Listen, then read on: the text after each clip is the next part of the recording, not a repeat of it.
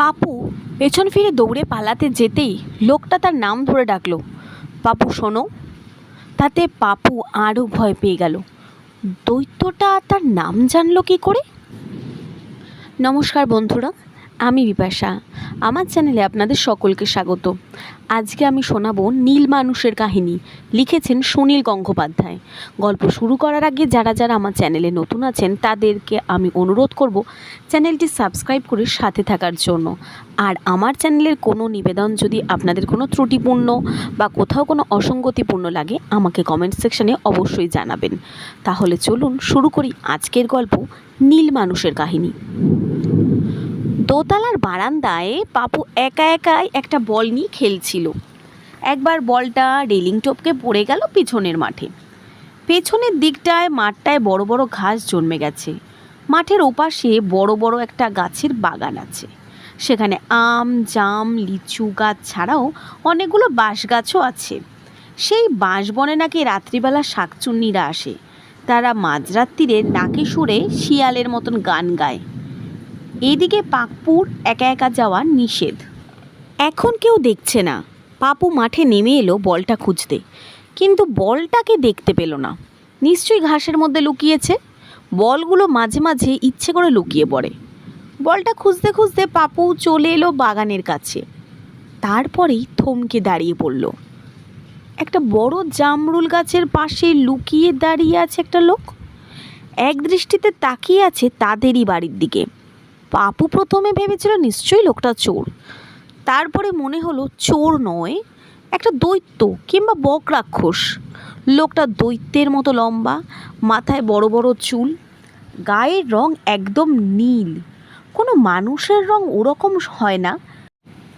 জানলা দরজা রং করার মতন কেউ যেন ওকে নীল রং মাখিয়ে দিয়ে গেছে সারা গায়ে। পাপু পিছন ফিরে দৌড়ে পালাতে যেতেই লোকটা তার নাম ধরে ডাকলো, পাপু শোনো। তাতে পাপু আরও ভয় পেয়ে গেল। দৈত্যটা তার নাম জানলো কী করে? নিশ্চয়ই এবার কপাত করে ধরে খেয়ে ফেলবে। পাপু কাঁদো কাঁদো হয়ে বলল, আমি আর করব না, আমি আর কোনো দিনও দুষ্টুমি করব না, আমাকে মেরো না। লোকটি বলল, না, তোমাকে মারবো না, তোমার দিদিকে একবার ডেকে দিতে পারো? পাপু বলল, এক্ষুনি ডেকে দিচ্ছি, আমাকে ছেড়ে দাও। লোকটি বলল, আমি তো তোমাকে ধরে রাখিনি, তুমি ভয় পেও না। পাপু তক্ষুনি বাড়ির দিকে দৌড়লো। ঘাসে পা জড়িয়ে পড়ে গেল একবার, উঠে আবার ছুটল। বারান্দায় উঠেই পাপুর সাহস ফিরে এলো। সে তখন বাগানের দিকে তাকিয়ে দৈত্যটার উদ্দেশ্যে বলল, এক লাথি দিদিকে ডেকে দেবো না ছাই দেবো? ভূত আমার পুত, পেতনি আমার ঝি, রাম লক্ষণ বুকে আছে, করবি আমার কি? পাপুর দিদি চিত্রা একতলাতেই ছিল। সে বলল, এই বাবু, তুই কার সঙ্গে কথা বলছিস? পাপু বলল, দেখো না দিদি, ওইখানে একটা দৈত্য দাঁড়িয়ে আছে। চিত্রা হেসে ফেলে বলল, পাপুটা দারুণ কুলবাজ, কত জিনিস না বানিয়ে বানিয়ে বলে। চিত্রা বলল, তুই বুঝি দৈত্যকে লাথি মারছিস? দিদি, দৈত্যটা তোমাকে ডাকছে। কেন? আমাকে দৈত্যের আবার কী দরকার পড়লো? ওই দেখো না, দৈত্য হাতছানি দিচ্ছে। পাপু জিভ ভেঙিয়ে দিল। চিত্রা তখন বারান্দায় এসে দাঁড়াতেই পাপু আবার দারুণ উৎসাহে বলল, ওই দেখো, দেখতে পাচ্ছ বড় জামরুল গাছটার পাশে? চিত্রার মনে হলো কে যেন গাছের পাশ থেকে সরে গেল। সে চেঁচিয়ে বলল, কে কে ওখানে? সবে মাত্র সন্ধ্যা হয়েছে একটু একটু, এখনও আকাশের আলো সম্পূর্ণ যায়নি। এক্ষুনি কি চোর আসতে পারে? চিত্রা সাহস করে নেমে এলো মাঠে। আবার জিজ্ঞাসা করলো, কে? পাপু বলল, দিদি যেও না, সত্যি সত্যিই দৈত্য। তখন বাগানের মধ্যে থেকে কেউ যেন গম্ভীরভাবে ডাকলো, চিত্রা শোনো। চিত্রা একেবারে কেঁপে উঠল। কি গম্ভীর আওয়াজ, যেন হাড়ির মধ্যে থেকে কেউ কথা বলছে, কিন্তু কে তার নাম ধরে ডাকছে? সে আবার বলল, কে ওখানে? এবার জামরুল গাছের আড়াল থেকে লোকটা বেরিয়ে এলো। সেই বিশাল চেহারার অদ্ভুত নীল রং দেখে চিত্রা পাপুর থেকেও বেশি ভয় পেয়ে গেল। গলার আওয়াজ বন্ধ হয়ে এলো প্রায়। কোনো ক্রমে বলল, ওমা ওমা ওমা ওমা গো। পেছন ফিরে দৌড়াতে গিয়েই অজ্ঞান হয়ে পড়ে গেল চিত্রা। বাগান থেকে বেরিয়ে সে লোকটা বলল, চিত্রা ভয় পেও না, আমি রণজয়। দূর থেকে বাপু তখন চেঁচাচ্ছে, ও মা, ও বাবা, এসো, ছোট কাকা এসো, দিদিকে দৈত্য ধরে নিয়ে যাচ্ছে, বিরাট দৈত্য। লোকটা নিচু হয়ে কয়েকবার ডাকলো, চিত্রা, চিত্রা। চিত্রা সত্যিই অজ্ঞান। সে তখন চিত্রাকে পাজা কোলে করে তুলে নিয়ে গেল বাগানের মধ্যে। পাপুর চিৎকার ছুটে এলো চিত্রার মা, ছোট কাকা। ছোট কাকা এক ধমক দিয়ে বলল, কি পাগলের মতন চেঁচাচ্ছিস? পাপু লাফাতে লাফাতে বলল, দিদিকে ধরে নিয়ে গেছে ওই বাগানের মধ্যে, শিগগিরই। মা আর ছোট কাকা দুজনেই ছুটে গেলেন বাগানের দিকে। ছোট কাকাই ছিলেন আগে আগে। বাগানের মধ্যে ঢুকেই তিনি দেখলেন চিত্রাকে মাটিতে পড়ে আছে, আর একটি বিশাল জন্তুর মতন কি একটা যেন তার দিকে ঝুঁকে আছে। সঙ্গে সঙ্গে ছোট কাকা উল্টো দিকে ঘুরে চিৎকার করে উঠল, ওরে বাবা রে, গরিলা, কিংকং, বন্দুক, বন্দুক আনতে হবে। মা তবু এগিয়ে গেলেন। তিনিও দেখলেন সত্যি একটা দৈত্যের মতন মানুষ তার মেয়েকে আবার মাটি থেকে তুলে নিচ্ছে। তিনি কাঁদতে কাঁদতে বললেন, ছেড়ে দাও, আমার মেয়েকে ছেড়ে দাও। লোকটা মাকে দেখে বলল, ভয় পাবেন না, আমি রণজয়। মা তাতেই আরও ভয় পেয়ে গেল, হাত জোর করে বললেন, তুমি যেই হও, আমার মেয়েকে ছেড়ে দাও, তুমি যা চাও তাই দেব।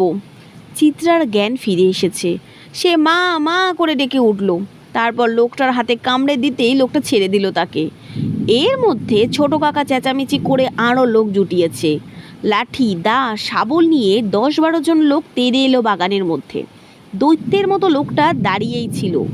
প্রথম একজন তার গায়ে লাঠি বাড়ি মারতেই সে লাঠিখানা কেড়ে নিয়ে দেশলাই কাঠির মতন পট করে ভেঙে ফেলল।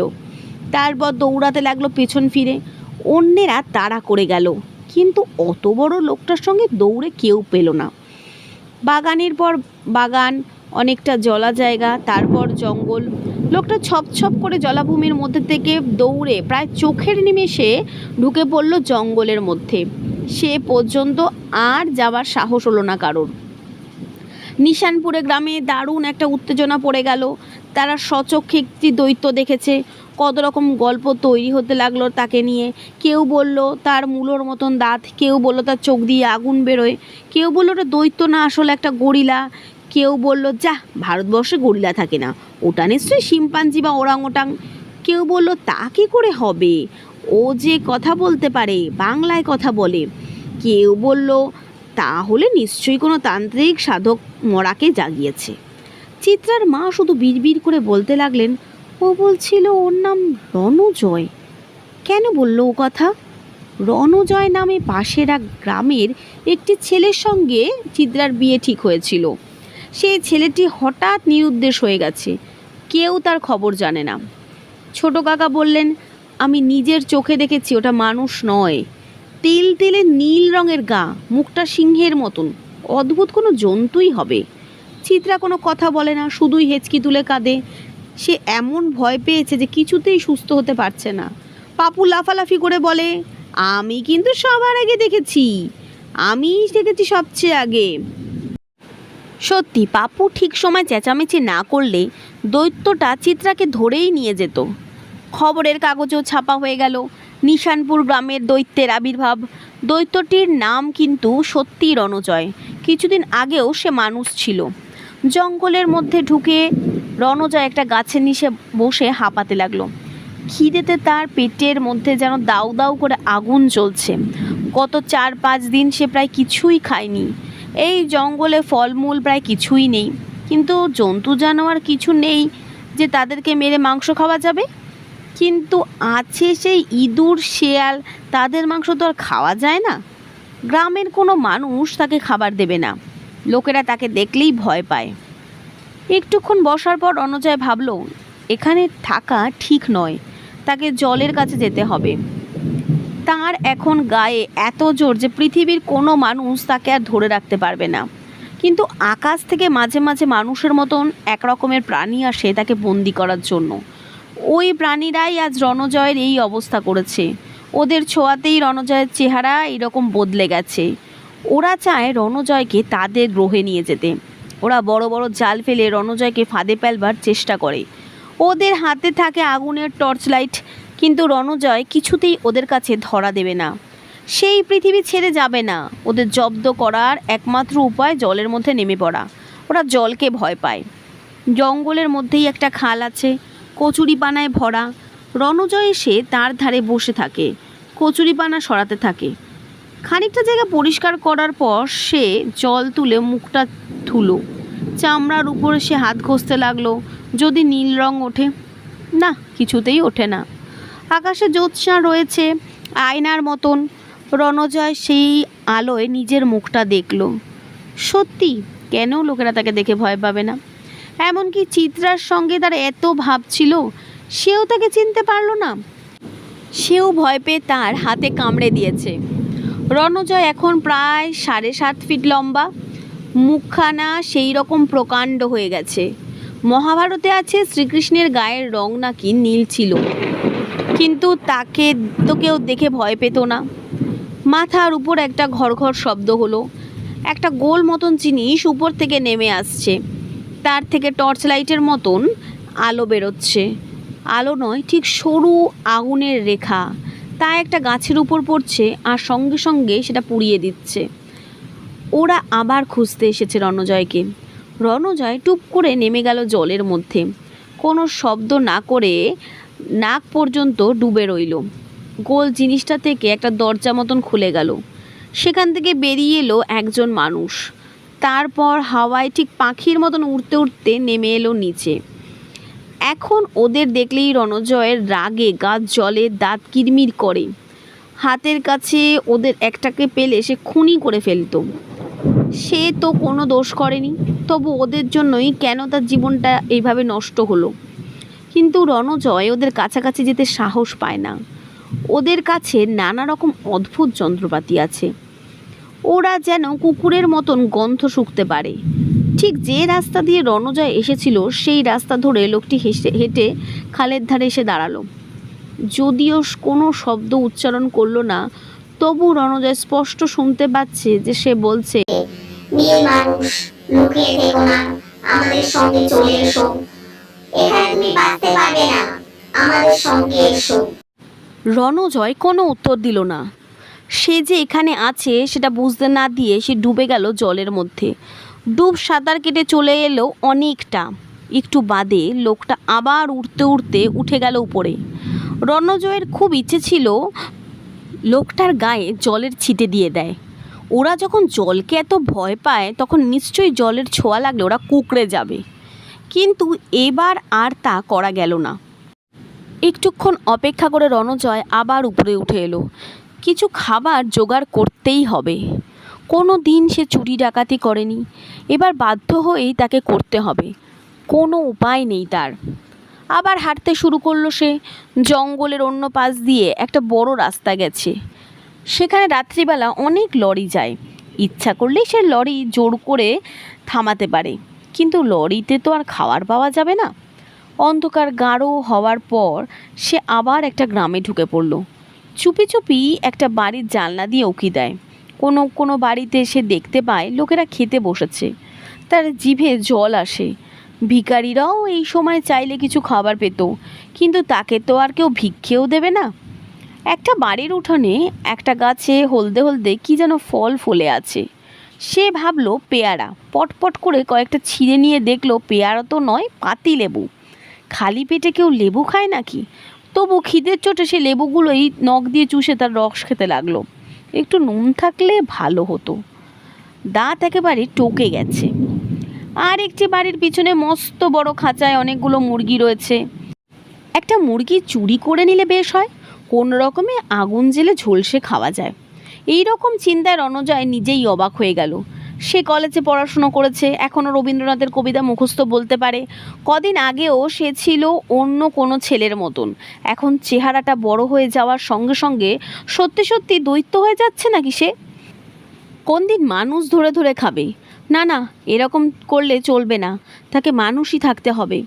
কিন্তু খাবার তো জুটছে না। রণজয় নিজের বাড়িতেও আর ফিরে যাবে না। তার বাবাই তাকে দেখে ভয়ের চোটে অজ্ঞান হয়ে গিয়েছিল। জ্ঞান ফিরে পেয়েই সে দূর দূর করে বলেছে, ভূত হয়ে কেন জ্বালাতে এসেছিস আমাদের? সে যতই বলছিল আমি ভূত নই, বিশ্বাস করো, তার গলার আওয়াজ বদলে গেছে। ঘুরতে ঘুরতে রণজয় দেখলো একটা বাড়ির দরজায় বাইরে থেকে তালা বন্ধ, ভেতরটা অন্ধকার। রণজয় তালাটা ধরে একটু চাপ দিতেই তা মট করে ভেঙে গেল। দরজা ঠেলা দিয়ে সে নিচু হয়ে ঢুকে পড়ল বাড়ির ভিতরে। সামনেই একটা বড় উঠোন, চারিদিকে ঘেরা দেওয়াল। রণজয় সেটার ভিতরে ঢুকতেই একটা কুকুর ঘেউ ঘেউ করে তার দিকে তেড়ে এলো। কুকুরটা তার কাছে আসতেই রণজয় সেটা চার পা ধরে ছুঁড়ে ফেলে দিল পাঁচিলের বাইরে। বাইরে পড়েই কুকুরটা কেউ কেউ করতে করতে দূরে কোথায় পালিয়ে গেল। বাড়িতে আর কোনো মানুষজন নেই। রণজয় খুঁজতে লাগলো রান্নাঘরে খাবার দাবার কিছুই নেই। কয়েকটা আলু আর পেঁয়াজ রয়েছে একটা ঝুড়িতে, আর কয়েকটা হাঁড়ি কুড়ি ঘেটে চাল আর ডালও পাওয়া গেল। রণজয় ঠিক করলো সে নিজে রান্না করেই খাবে। উনুনের পাশে দেশলাই রয়েছে। রণজয় উনুন ধরিয়ে ফেললো খানিকটা চেষ্টা করেই। রান্না সে কখনো করেনি, কিন্তু খিচুড়ি তো সবাই রাঁধতে পারে। একটা হাঁড়িতে অনেকখানি জল নিয়ে তার মধ্যে খানিকটা চাল ডাল ঢেলে দিল, তা আপনি খিচুড়ি হয়ে যাবে। কয়েকটা আলু আর পেঁয়াজ ছেড়ে দিলেই হলো, তার মধ্যে নুনও আছে, দিব্যি খাওয়া জমে যাবে। সব শুদ্ধ উনুনে চাপিয়ে দিয়ে রণজয় ব্যগ্র হয়ে বসে রইল। কতক্ষণে রান্না হবে সে আর ধৈর্য ধরতে পারছে না। প্রতিটা মিনিট জানি তার কাছে 1 ঘন্টার সমান বলে মনে হচ্ছে। সামনে বসে থাকলে আরও খিদে বেশি পায়। সে রান্নাঘর ছেড়ে উঠে এলো, অন্য একটা ঘরে এসে শুয়ে পড়ল খাটের উপরে। উফ, কতদিন পর সে খাট বিছনায় শুচ্ছে। ঘুমিয়ে পড়লে চলবে না, খিচুড়ি যদি পুড়ে যায়। তাছাড়া খিচুড়ি খেয়েই তাকে বেরিয়ে পড়তে হবে। বাড়ির লোকেরা যে কোনো সময় ফিরে আসতে পারে। ভোরের আলো ফুটবার আগেই তাকে পালাতে হবে জঙ্গলে। রণজয় সবে মাত্র একটু শুয়েছিল, তারপরেই খুটখাট শব্দ পেল সে বাইরে। এই রে, বাড়ির লোকেরা ফিরে এসেছে। রণজয় বাইরে বেরিয়ে পাঁচিল টপকে পালিয়ে যেতে পারে, কিন্তু খিচুড়ি খাওয়া হবে না। বাড়ির লোকেরা রান্নাঘরে আপনি খিচুড়ি রান্না হতে দেখে অবাক হয়ে যাবে। ফিস ফিস করে কারা যেন কথা বলছে। রণজয় দেওয়াল ঘেঁষে দাঁড়ালো। সরু একটা টর্চের আলো পড়ল ঘরের মধ্যে। এই রে, অন্য গ্রহের অধিবাসীরা কি এখন রণজয়কে খুঁজতে এসেছে নাকি? রণজয় ঠিক করলো তাহলে দরজার খিলটা খুলে নিয়ে ওদের মাথা ফাটিয়ে দেবে। কিছুতেই ধরা দেবে না সে। দুটো লোককে ঘরের মধ্যে সে ঢুকতে দেখলো, কিন্তু এরা অন্য গ্রহের লোক নয়, তারা মানুষ। দেখলেই বোঝা যায় এ বাড়ির লোক নয়, চুরি করতে এসেছে। মাঝখানে আর একটা দরজা খোলা ছিল। রণজয় সেটা দিয়ে পাশের ঘরে চলে গেল। দাঁড়িয়ে রইল অন্ধকারে। লোক দুটি সারা বাড়ি টর্চ জ্বালিয়ে ঘুরতে লাগলো। তারপর দেওয়াল আলমারি তালা ভাঙতে লাগলো। বাড়িটা খুব একটা বড় লোক কারো নয়, সাধারণ বাড়ি। চোর দুটো তাদেরই সর্বনাশ করতে এসেছে। আগে চোরের কথা শুনলে রণজয়ের ভয় করত, এখন মজা লাগছে খুব তার। আলমারি থেকে কি যেন ঝনঝন করে নিচে পড়ল। চোর দুটো ফিসফিস করে যাচ্ছে। খানিকটা বাদে একটা চোর এদিকে উঠে এলো। মাঝখানে দরজাটার পাশ দিয়ে যেতেই রণজয় লম্বা হাত বাড়িয়ে চোরটার ঘাড় ধরে তুলে নিয়ে এলো। সে কোনো রকম শব্দ করার আগেই রণজয় চেপে ধরল তার মুখ। এ ঘরেও বিছানা পাতা ছিল। একটা বালিশের তোয়ালে দিয়ে তার মুখটা বেঁধে দিল। তারপর চাদর দিয়ে তার হাত পা বাঁধলো ভালো করে। এবার সে লোকটাকে কাঁধে নিয়ে পা টিপে টিপে বেরিয়ে এলো উঠোনে। বাইরে চাঁদের আলোয় রণজয়ের চেহারা দেখে চোরটার যেন চোখ ঠিকরে বেরিয়ে আসতে চাইছিল, কিন্তু কোনো শব্দ করতে পারছে না। তাকে মাটিতে শুইয়ে রেখে রণজয় আবার ফিরে এলো ভিতরে। বাকি চোরটা তখন মন দিয়ে চুরি করে যাচ্ছে। আলমারি থেকে অনেকগুলো স্টিলের থালা বাসন থলিতে ভরেছে। একটা ছোট লোহার বাক্স নিয়ে নাড়াচাড়া করছে এখন। সেটা কিছুতেই খুলতে পারছে না। রণজয় ঠিক চোরটার পিছনে গিয়ে হাঁটু গেড়ে বসে রইল। চোরটা তার বাটালি, ছোট হাতুড়ি, একটা করাত রেখেছিল পাশে। রণজয় টুকটুক করে একটা একটা করে সরিয়ে নিচ্ছে। লোকটা করাতটা খোঁজার জন্য পাশে হাত দিয়ে পেল না। খুব অবাক হয়ে বলল, আরে, তারপর হাতুড়িটাও পেল না। তখন ফিসফিস করে ডাকলো, এই হ্যাবো, তুই হাতুড়ি আর করাত নিয়েছিস? কোনো সাড়া নেই। চোরটা আবার ডাকলো, এই হেবো, কোথায়? রণজয় চোরটার মাথার চুল ধরে পিছনে একটু টান দিল। লোকটা উফ বলে পিছন দিকে তাকালো। এই চোরটা কিন্তু আগের চোরটার থেকে অনেক বেশি সাহসী, গায়ের জোরও বেশি। রণজয়কে দেখেই তাকে ধাক্কা দিয়ে ঠেলে ফেলে দাঁড়াতে গেল। রণজয় তার ঘাটটা চেপে ধরে বলল, কোথায় যাচ্ছ চাঁদু? চোরটার সঙ্গে সঙ্গে কোমর থেকে একটা ছুরি বার করে বসিয়ে দিল রণজয়ের বুকে। রণজয় পিছনে উল্টে পড়ে গেল। বুক থেকে ঝরে বেরোচ্ছে রক্ত ফোয়ারার মতো। রণজয়ের মনে হলো এবার সে মরেই যাবে। ভাবলো যাক ভালোই হলো, এইভাবে দৈত্য হয়ে বেঁচে থেকে লাভ কি, কিন্তু মরার আগে খিচুড়িটা খাওয়া হলো না। একটু বাদে সে আবার ভাবলো কই মরলাম না তো এখনো, ব্যথাও করছে না। চোরটা উঠে দাঁড়িয়ে টর্চ ফেলে আছে তার দিকে। রণজয় একটানে ছুরিটা তুলে ফেলে দিল। তারপর সে দেখলো অদ্ভুত জিনিস, তার বুক থেকে রক্ত বেরিয়েছিল সেটা জমে গেছে, এর মধ্যেই রবারের মতন একটা জিনিস তৈরি হয়েছে। রক্তের ফোয়ারার কতগুলো নীল রবারের সুতো ঝুলছে তার বুক থেকে। রণজয় পটাপট করে সেগুলো টেনে ছিঁড়ে ফেলতে লাগলো। লোকটা এবার ভয় পেয়েছে, টর্চ খসে পড়লো তার হাত থেকে। করে চেঁচিয়ে উঠলো সে, পালাবার শক্তি নেই। রণজয় উঠে দাঁড়িয়ে লোকটাকে দু হাতে তুলে ছুঁড়ে ফেলে দিল ঘরের মেঝেতে। আবার সেইভাবেই তুলতে যাচ্ছিল, কিন্তু আর একবার ওই রকম ছুঁড়লে লোকটার একটাও হাড় আস্ত থাকবে না। রণজয় এই চোরটারও মুখ হাত পা বাঁধলো, বাইরে উঠোনে এনে রাখলো অন্য চোরটার পাশে। তারপরে রণজয় ছুটে গেল রান্নাঘরে। খিচুড়ি পুড়ে গেছে নাকি? না, পোড়েনি, সবেমাত্র ফুটছে। তাড়াতাড়ি হাঁড়িটা উনুন থেকে নামিয়ে ফেললো। থালা ঠালায় ঢালা হলো না, হাঁড়ি থেকেই সে গরম গরম খিচুড়ি খেয়ে ফেললো সবটা। নিজের হাতের রান্না তো অপূর্ব স্বাদ লাগলো। পেট ভর্তি হওয়ায় বেশি তৃপ্তি করে ঢেকুর তুললো একবার। বাইরে বেরিয়ে সে চোর দুটোকে একটি সরল রেখার মতন লম্বা করে সাজিয়ে দিল উঠোনে, বাড়ির লোকজন ফিরে এলেই যাতে দেখতে পায়। চোর দুটো একবার রণজয়ের দিকে তাকাচ্ছে আর ভয়ে চোখ বুজছে। এবার রণজয়কে যেতে হবে। বাড়ির লোকেরা ফিরে এসে চোর দুটোকে কাছে নিশ্চয়ই সাংঘাতিক কিছু গল্প শুনতে পাবে। সবাই ভাববে এক দৈত্য এসে ওদের বন্দি করে গেছে। নিজেকে দৈত্য ভাবতে খুব খারাপ লাগছে রণজয়ের। সে যদি মানুষের উপকার করে এখন থেকে, তাহলে কি মানুষ তাকে দৈত্যই ভাববে? আবার বাড়ির মধ্যে ফিরে গিয়ে খুঁজে খুঁজে রণজয় কাগজ আর পেন্সিল জোগাড় করলো। তারপর একটা চিঠি লিখল। মহাশয়, আমি আপনার বাড়িতে খিচুড়ি খেয়েছি বটে, কিন্তু তার বদলে এই দুটো চোরকে ধরে দিয়েছি। আমি হঠাৎ এই সময় না এলে এরা আপনার সব কিছু নিয়ে পালাতো।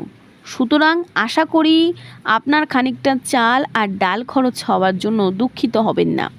ইতি নীল মানুষ। চিঠিটা চোর দুটোর পাশেই একটা ইট চাপা দিয়ে রেখে দিল রণজয়। আপন মনেই বলল, দেখা যাক এর পরেও ওরা আমাকে দৈত্য ভাবে কিনা। তারপর দরজাটা ভেজিয়ে দিয়ে সে আবার বেরিয়ে গেল বাড়ি থেকে। যদিও সে জন্তু নয়, তবু এখন তাকে আবার জঙ্গলে ফিরে যেতে হবে। এই ছিল আজকের কাহিনী, নীল মানুষের কাহিনী। কেমন লাগলো কমেন্ট সেকশনে এসে অবশ্যই জানাবেন। খুব শিগগিরই দেখা হবে পরের ভিডিওতে।